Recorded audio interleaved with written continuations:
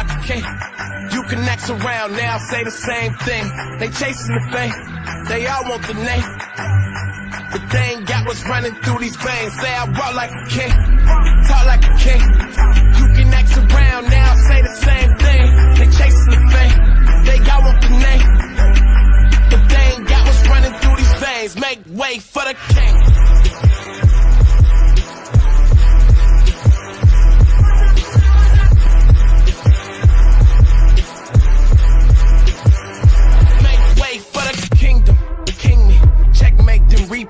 This chestnut checkers, what can I say? I got gold jeans. Real kings do king things. Live like one, breathe like one. Killing shit by any means.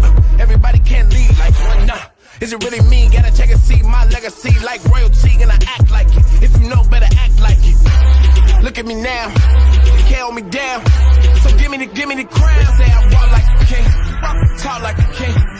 You can act around now, say the same thing. They chasing the fame, they all want the name, but they ain't got what's running through these veins. Say I walk like a king, talk like a king. You can act around now, say the same thing. They chasing the fame, they all want the name, but they ain't got what's running through these veins. Make way for the king.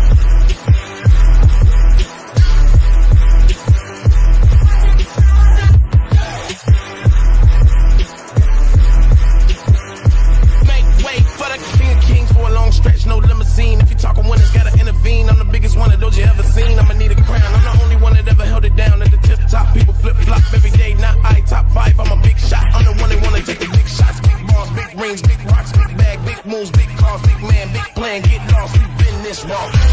Look at me now. You can't hold me down. So give me the crown. It must be a thing. It must be the poise that silence the noise. It must be the heart that sets me apart. It must be the game that gave me the name. It must be the truth, I could be the proof. It could be the chain, it might be the shoes. They watching my moves, they chasing the fame, but they ain't got what's running through these veins. Make way for the king.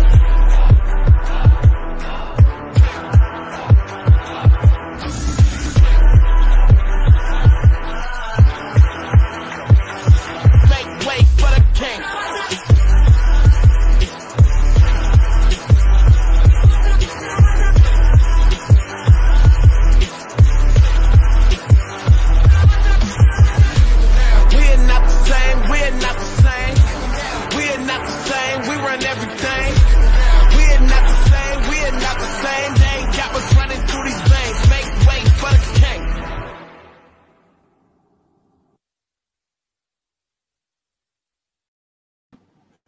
Assalamualaikum warahmatullahi wabarakatuh. Ciao wanakum sawadika. Alhamdulillahirabbil alamin wassalatu wassalamu ala asyrafil anbiya'i wal mursalin wa ala alihi wa sahbihi wasallam. Allahumma shalli ala Muhammad wa ala ali Muhammad wa ala alihi wa man tabi'ahu wa wala.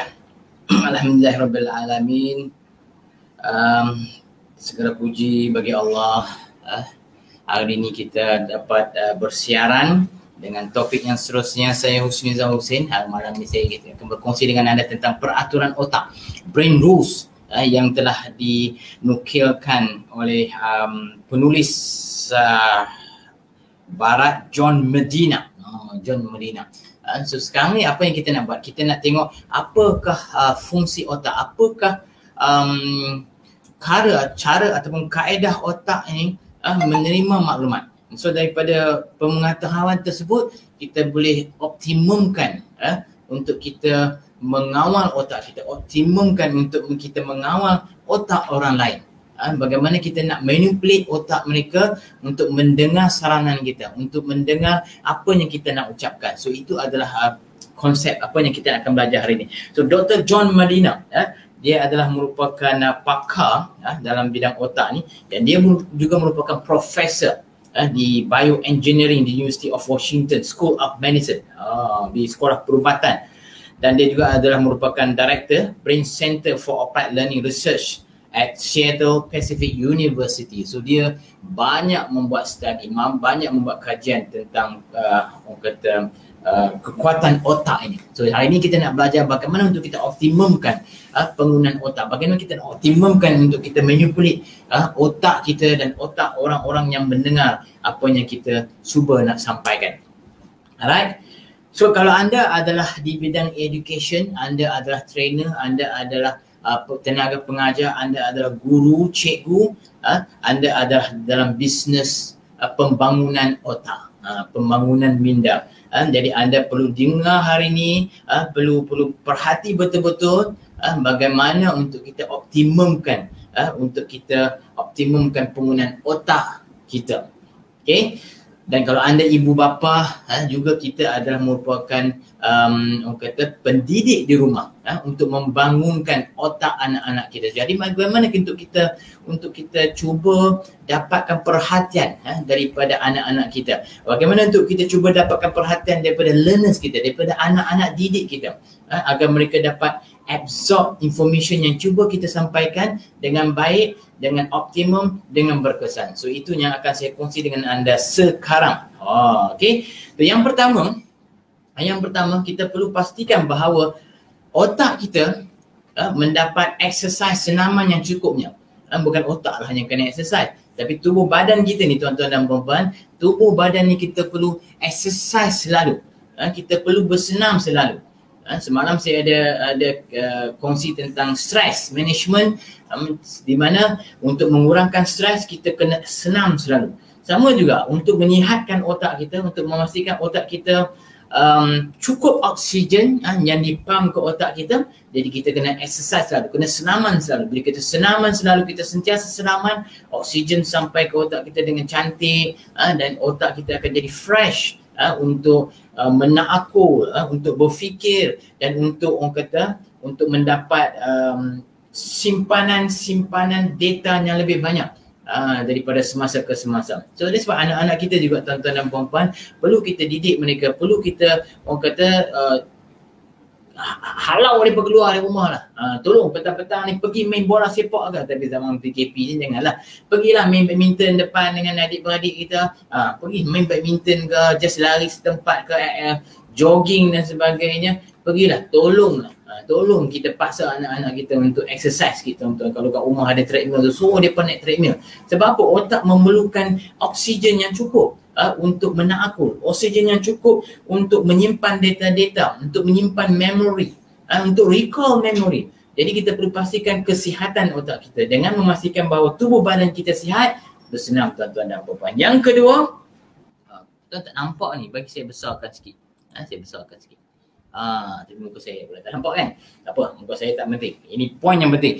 Yang kedua, survival. Otak kita ni adalah otak survival, tuan-tuan dan puan-puan. That's why kalau kata dalam keadaan yang kecemasan, otak kita mampu bertindak secara spontan. Contohnya, tangan kita terkena api. Kita akan dengan pantas yang menarik tangan kita. Ush, api. Tapi lain pula lah kalau kata geng-geng makpit, tuan-tuan. Geng-geng makpit bila kena api tu, tangan dah terbakar 50% baru terasa. Api, sakitnya. Itu geng-geng makpit. Tapi secara orang kata fizikalnya, secara rasionalnya, otak yang sihat bila berlaku sesuatu kecemasan, dia akan bertindak dengan secara pantas, dengan secara spontan, melarikan diri daripada masalah ataupun risiko tersebut. Okay. Yang kedua, wiring. Otak manusia, wiring dia berbeza antara satu dengan yang lain. That's why uniknya otak kita, tuan-tuan dan puan-puan. Otak kawan ni dengan otak kawan ni. Otak saya dengan otak isteri saya. Otak saya dengan otak anak saya. Berbeza, tuan-tuan dan puan-puan. Kita tahu yang cap jari manusia ni, kalau kita nak dapat di seluruh penduduk manusia di dunia, di muka bumi ni, tak ada satu pun yang menyamai. Sama juga dengan otak, tuan-tuan dan puan-puan. Dia punya development, dia punya wiring dia punya neuron percantumannya berbeza antara satu sama lain. So what? So kita perlu approach setiap individu berbeza, tuan-tuan dan puan-puan. Kalau kita ada anak 4 orang pun, kita tengok setiap daripada mereka berbeza. Berbeza cara berfikir, berbeza cara perwatakan mereka, berbeza cara pembawaan mereka, berbeza sikap mereka dan sebagainya. So, and then kita pun appreciate lah perbezaan tersebut, sebab perbezaan ini yang akan memberikan variety dalam kehidupan kita, tuan-tuan dan puan-puan. Kita tak nak, takkan kita nak semua anak-anak kita sama saja, cara bercakap sama, cara berfikir sama, cara react sama. Maknanya tak variety lah, tuan-tuan dan puan-puan. Jadi kita perlu tahu bahawa setiap manusia wiring otaknya adalah berbeza. Dan seterusnya, attention. Otak kita ni, dia punya attention dia punya orang kata tahap fokus dia tak lama, tuan-tuan. Tak lama fokus dia. Sebab kalau kata topik yang kita cuba sampaikan, topik yang boring, tuan-tuan dan puan-puan, tahap attention dia, tahap fokus dia, tahap dia punya orang kata, dia punya existence dia very short, tuan-tuan dan puan-puan. Mungkin 5 minit, 10 minit dia boleh tahan. Masuk 20 minit, shut down totally. Walaupun kita nampak macam kawan tu ada dalam kelas kita, tapi sebenarnya otak dia dah pergi ke mana-mana dah, tuan-tuan dan puan-puan. Fizikal dia ada dekat situ. Masih memerhati anda, rasa macam nak makan pun ada. Tetapi otak dia, akal fikiran dia tak tahu ke mana dah. Bila lah nak habis, petang ni nak buat apa, tengah hari nak makan apa, malam ni tak makan apa ni, nak makan apa malam ni. Dia fikir macam-macam, tuan-tuan. Silap-silap dia travel pergi ke mana-mana halau dah. Itu masalahnya dengan attention manusia, attention otak manusia. Jadi kita perlu pastikan bahawa kita create something yang excited, yang memberikan orang kata attraction kepada otak kita, otak orang-orang yang mendengar, agar mereka sentiasa engage dengan kita dari semasa ke semasa, agar mereka sentiasa bersama dengan kita dari semasa ke semasa. Alright? Yang seterusnya, short term memory. Short term memory, tuan-tuan dan puan-puan. Kita ada short term memory dan long term memory. Keduanya kita perlu repeat to remember. Short term memory, repeat to remember. Repeat to remember. Maknanya kita perlu repeat, ulang untuk kita ingat. Sama jugalah kalau student-student kan nak ambil peperiksaan SPM, PMR tak ada sekarang, nak ambil peperiksaan SPM. Jadi kita kena ada pengulangan untuk memberikan short term memory kita, menguatkan short term memory kita. Long term memory pula, remember to repeat. Remember untuk repeat dan terus repeat agar dia boleh simpan di dalam long term memory. Dalam otak kita ni, tuan-tuan dan puan-puan, dia macam orang kata macam kabinet, tuan-tuan. Dia ada macam orang kata macam drawer kecil, dan drawer kecil ni yang menyimpan memory. Physically bukanlah, tuan-tuan dan puan-puan, tapi kita ibaratkan macam tu. Dia ada drawer kecil yang menyimpan memori kita. Jadi untuk memastikan memori tersebut disimpan dalam long term memory, kita kena remember untuk repeat dan repeat, ulang dan ulang. Dan sure dia akan disimpan di dalam long term memory. Kadang-kadang kita susah nak recall. It take time for us to recall some long term punya memory. Tapi again, kebiasaannya bila bercerita tentang long term memory ni, orang perempuan cukup hebat, tuan-tuan dan puan-puan. Sebab dia ada anugerahnya. Orang perempuan dia ada kelebihan di segi ni. Orang lelaki dia ada kelebihan di sini. Orang perempuan long term memory dia cenggini. Cenggini. Dia sebab kalau kata nak tipu dia, memang tak boleh tipu lah. Kalau nak celok dia, memang tak boleh nak celok sebab memori dia cenggini. Peristiwa 20-30 tahun yang lalu dia boleh korek balik, boleh cerita. Abang tahu tak,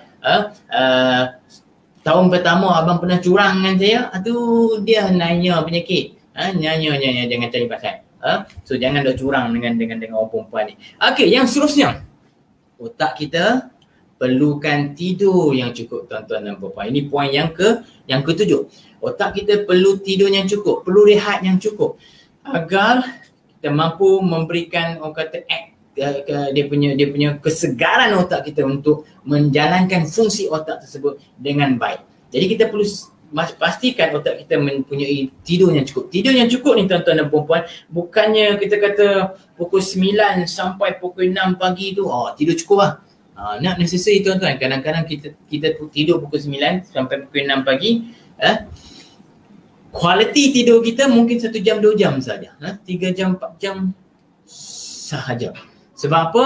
9 malam tu sambil-sambil nak tidur tu kita masih texting. Lepas tu elok-elok nak dalap mata, dalam kata setengah jam yang pertama tu masih duk kelipok biji mata kita, duk fikir sana duk fikir sini, esok nak buat apa, esok apa aktiviti macam-macam yang kita cuba nak programkan.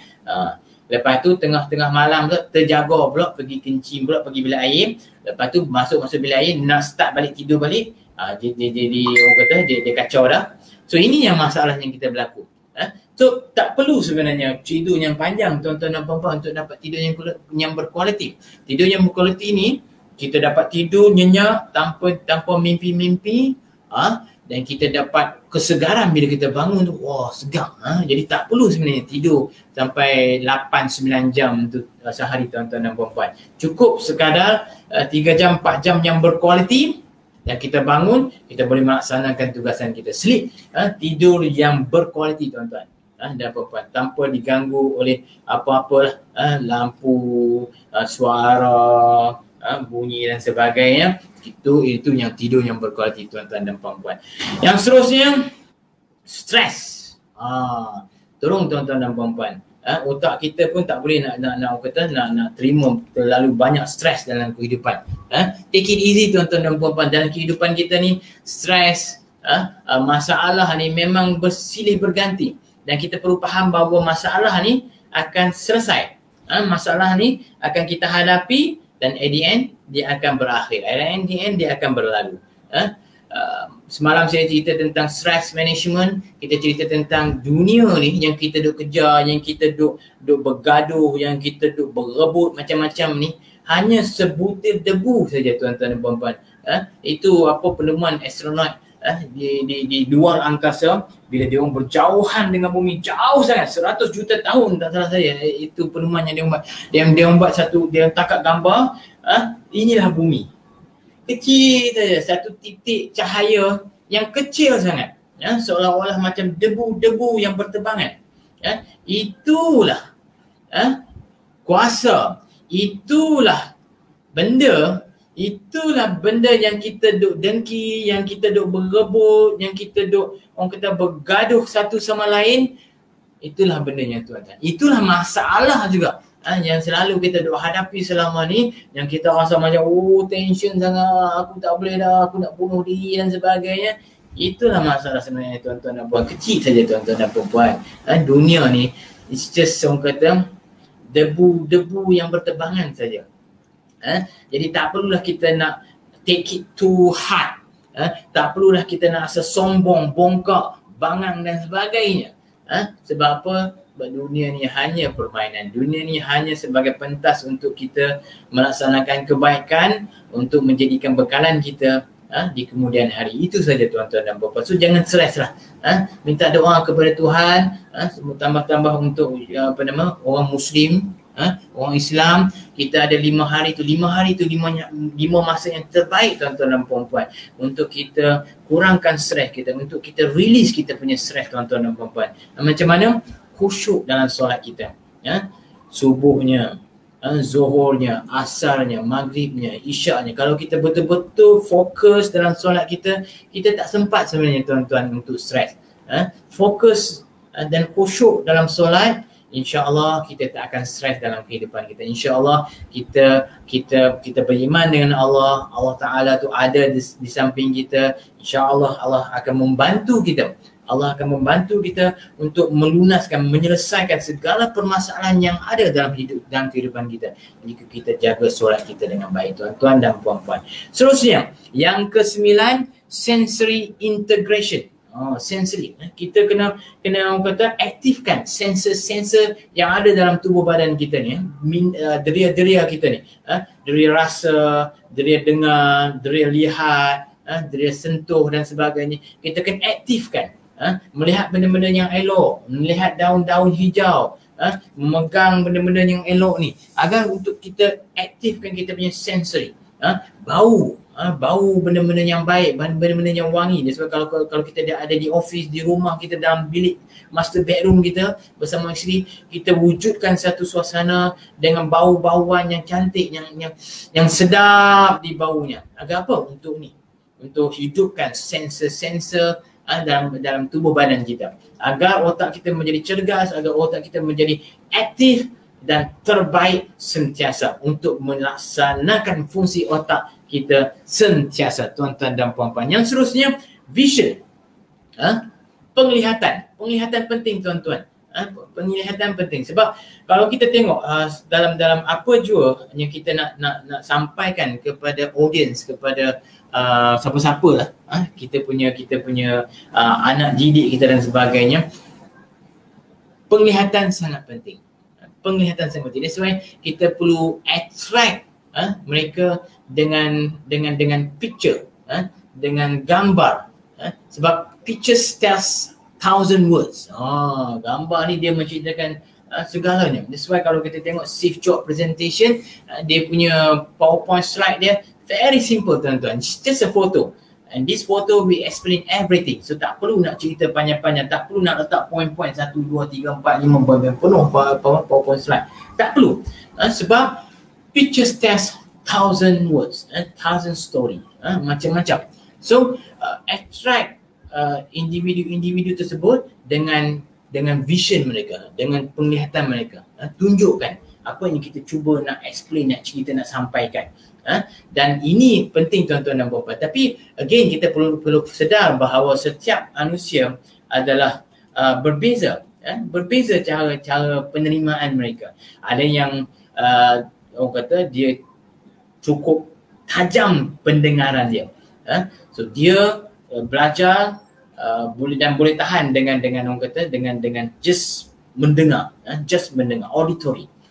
Ada pula yang digital, yang suka melihat, kalau kata tak ada PowerPoint ni, duk tengok muka lecturer saja, yang orang kata yang stone saja, dia tak boleh hidup. Tapi kalau kata lecturer dia very dramatic, dengan tangan kaki bergerak berjalan, itu menarik perhatian orang-orang yang very digital person. Tapi yang audio ni, lecturer dia, orang perempuan banyak yang audio, tuan-tuan dan puan-puan. Banyak orang perempuan yang audio. That's why kalau kita sistem pendidikan kita ni di Malaysia, SPM, PMR, UPSR ni, banyak orang perempuan yang score. Sebab apa? Sebab orang perempuan ni dia adalah auditory. Dan kebanyakan sistem pendidikan kita dia lebih kepada auditory lah. Bercakap je. Cikgu-cikgu ni bercakap saja. Cakap saja. So orang perempuan cukup terror lah dalam bahagian auditory. Dan orang lelaki ni banyak yang jenis digital. Kalau dia tak tengok, kalau dia tak ada apa yang cikgu-cikgu tulis ke di papan kenyataan, kalau cakap saja, memang habis.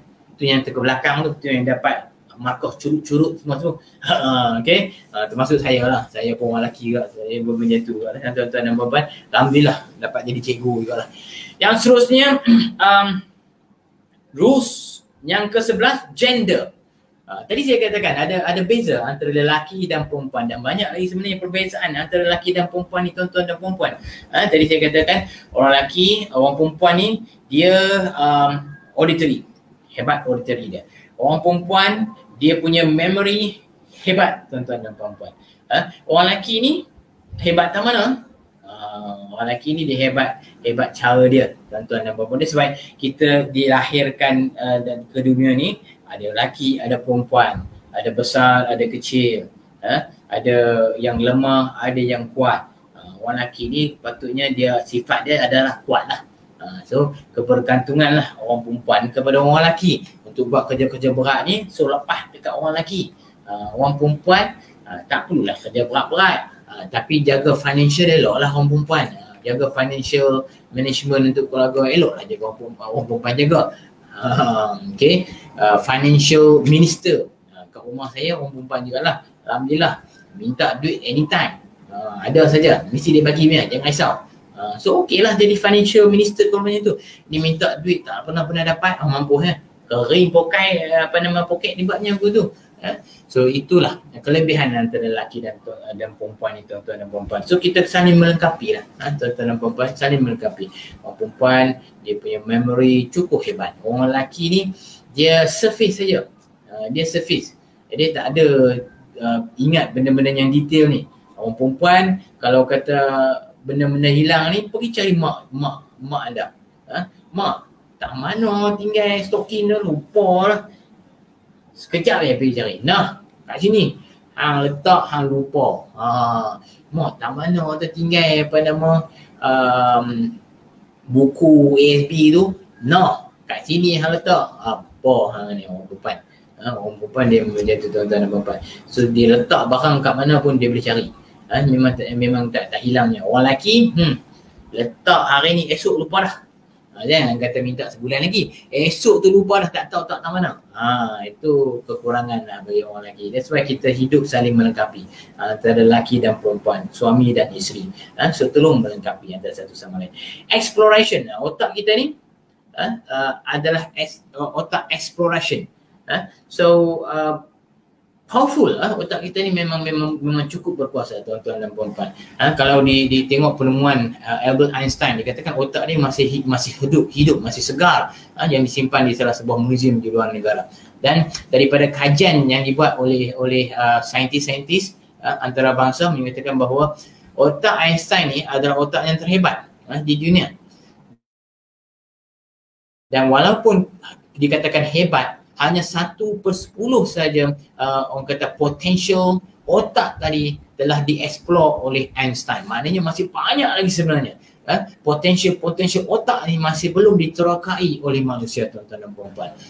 So maknanya otak kita ni memang very complex, tuan-tuan. Walaupun kita mampu membina orang kata IT teknologi, AI yang cukup hebat zaman sekarang, dengan sistem robotik yang cukup hebat zaman sekarang, yang robot-robot boleh bercakap, boleh berfikir dan sebagainya, tapi dia masih tidak mampu untuk melawan kehebatan otak manusia, yang mana kita yang membina, kita yang mereka bentuk robot tersebut, AI dan sebagainya. Bayangkan kalau kita kata kita nak pergi melancong ke mana? Ke Langkawi. Apa yang dalam otak dah nampak? Dalam otak dah nampak dah burung helang mercut tanda Langkawi tu. Hebat tak? Cukup laju otak kita. Kalau dulu RAM komputer Langkawi mungkin seminit baru keluar apa benda di Langkawi tu. Sekarang mungkin lajulah dengan wifi, internet dan sebagainya. Tapi itulah. Tapi dia masih tak mampu untuk melawan kelajuan otak kita. Kita bukan setakat nampak dah helang tu, kita dah nampak paruh helang, very detail. Kita dah nampak dah lautan di Langkawi tersebut, kita dah nampak dah coklat-coklat di Langkawi tersebut, kita dah nampak dah kawasan-kawasan pelancongan di Langkawi tersebut. Very detail, tuan-tuan dan puan. Itu hebatnya kepala otak kita. Dan itu adalah orang kata pelancongan yang paling murah, tuan-tuan dan puan-puan. Kalau rasa kita nak melancong secara percuma, tambah-tambah dalam keadaan PKP ni, kita duduk dekat kerusi, kita buka orang kata muzik slow music, buka bubuh some aromatherapy, dan kita pergi melancong dalam otak kita. Nak pergi mana? Pergi London. So tengoklah apa ada kat London. Apa nama? Eiffel Tower. Eiffel Tower pun kat London rasanya. Nampak lah Eiffel Tower. Tingginya.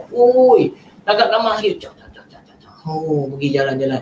Jumpa Mak Saleh. Hi, how are you? Where you come from? Both of us. Sembang lah pi. Lantak pi lah. Cerita apa. So itulah keadaannya. Itu melancong yang percuma, tuan-tuan dan puan-puan. Percuma. Senang saja. Tapi kita nak juga fizikal pelancongan kita. Tapi tunggulah lepas PKP ni nak pergi mana, pergi lah. Buat masa sekarang, tunggulah ke rumah. Itulah apa yang saya boleh kongsikan kepada tuan-tuan dan puan-puan daripada perkongsian ni. Saya harap tuan-tuan dan puan-puan tahu macam mana otak kita berfungsi dan macam mana kita nak optimumkan, orang kata, untuk kita attract people attention. Tambah-tambah sebagai guru, sebagai pendidik, sebagai training provider. Itulah keadaannya otak manusia. Dan dengan itu jugalah kita harus orang kata packagekan training kita untuk dapat menarik perhatian pendidik-pendidik, learners kita untuk menerima latihan kita secara efektif dan absorb a lot more information daripada latihan kita. Setakat itu saja perkongsian saya pada malam ini. Saya dapat mendapat manfaat daripada perkongsian saya. Like, comment dan share. Assalamualaikum warahmatullahi wabarakatuh. Ciao, Anvanakum, Sawadika.